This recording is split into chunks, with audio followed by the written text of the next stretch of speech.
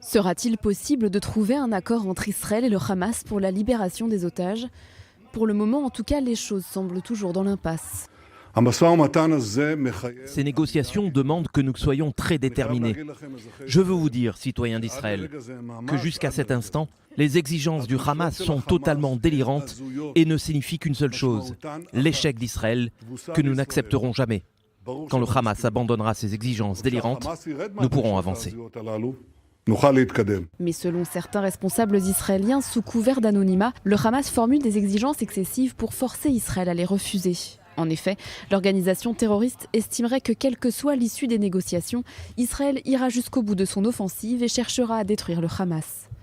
En conséquence, l'organisation terroriste n'aurait pas intérêt à retourner à la table des négociations, bien que le Premier ministre israélien estime que seule la pression militaire permettra de faire plier le Hamas et ainsi envisager la réouverture des pourparlers. Le médiateur qatari, qui s'exprimait lors de la conférence sur la sécurité de Munich, tente de rester optimiste, mais semble de plus en plus douter de la conclusion d'un accord dans un avenir proche. Vous savez, le temps ne joue pas en notre faveur. Nous avons bien progressé ces dernières semaines dans les négociations et nous avons essayé de parvenir à un accord entre les deux parties. Mais ces derniers jours, les choses n'ont pas progressé comme prévu. Et je crois qu'il y a encore des différences. Le Premier ministre qatari a ajouté que la libération des otages ne devrait pas être une condition à la trêve. Mohamed bin Abdulrahman Al Thani estime que les deux parties devraient cesser les combats indépendamment de la libération des personnes enlevées.